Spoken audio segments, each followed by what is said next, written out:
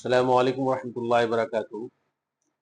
آج کل ہم اکثر علماء پر تنقید کرتے ہیں کہ ہمارے علماء آج یہ نہیں کرتے وہ نہیں کرتے، لیکن کبھی غور کیا ہے کہ آج کل علماء جن باتوں کو بے باکی سے کے ساتھ جن باتوں کو رکھنا چاہیے،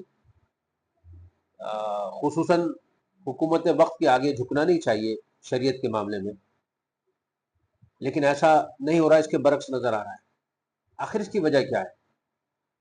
دیکھیے، باطل نے یہ محسوس کیا ہے کہ اگر ان کے علماء سے ان کو بدزن کر دیا جائے اور ان کے علماء پر کنٹرول کر لیا جائے تو ان پر کنٹرول کیا جا سکتا ہے، کیونکہ وہ جانتے ہیں کہ ممبر رسول پر جمعے کے دن علماء نہ جانے کتنے ایسے لوگ جن کے ایمان چنگاری بن چکے ہیں اور ایمان میں اتنا ذوق آ چکا ہے کہ صرف وہ چنگاری کی شکل میں رہ چکے ہیں، وہ اپنے ایمان افروز بیان کے ساتھ پھر سے اس کو بھڑکا دیتے۔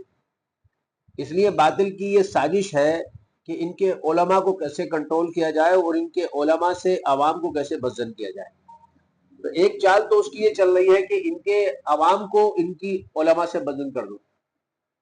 حالانکہ اللہ کے نبی صلی اللہ علیہ وسلم کی بہت مبارک حدیث ہے، آپ کا ارشاد ہے کہ یا تو تم عالم بنو یا طالب علم بنو، یا علم سیکھنے والوں سے محبت کرنے والے بنو، اور یا پھر ان کی باتوں کو دھیان سے سننے والے بنو۔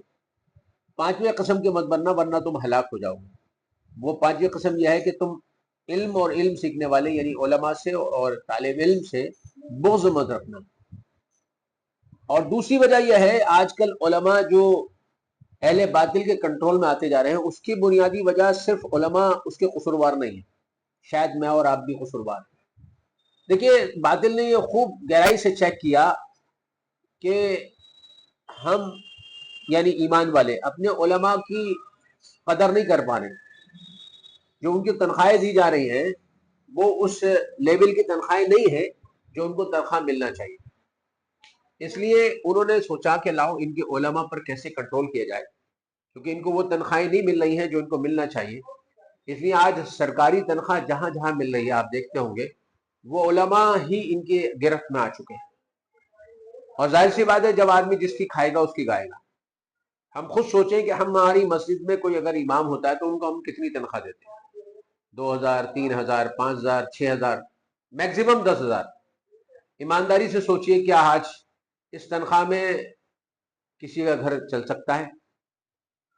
اس کے بچے پڑھ سکتے ہیں؟ وہ بھی تو ہماری طرح انسان ہے، اس کے ساتھ بھی تو تکلیفیں لگی ہیں، اس کے ساتھ بھی تو پیٹ ہے۔ میں نے اکثر کہا ہے کہ اگر چند مساجد کے لوگ صرف 3 روپے 33 پیسے یعنی 100 روپے مہینہ دیں، اگر خالی 150 لوگ اس بات کو طے کر لیں تو ہم 15,000 کی تنخواہ آرام سے دے سکتے ہیں۔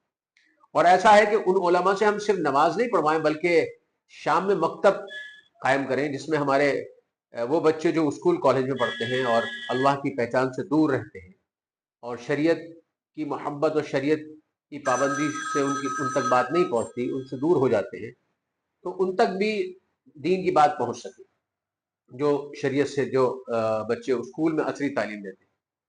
تو اگر ہم یہ کریں گے تو انشاءاللہ، اور اس کی تنخواہ دیں، اور اسی طرح تعلیم بالغان جو بڑے بچے ہیں ان کو اس میں پڑھا سکتے ہیں۔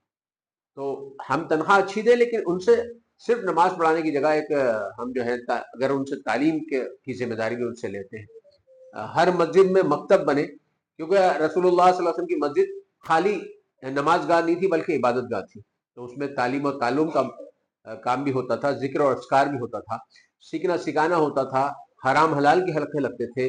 اور یہاں تک کہ ہمارے برادران وطن جو دوسرے مذاہب کے لوگ ہوتے تھے، ان کے ذہنوں میں اگر اسلام کے تعلق سے کچھ اشکال ہوا کرتے تھے، اس کے جواب بھی صحابہ دیا کرتے تھے۔ تو آج کے دور میں بھی اگر یہ ساری چیزیں مساجد میں ہوں، اور اس کے بعد انشاءاللہ ہم دیکھیں گے کہ ہمارے وہ علماء جو ہم جیسا چاہتے ہیں ویسے انشاءاللہ ہوں۔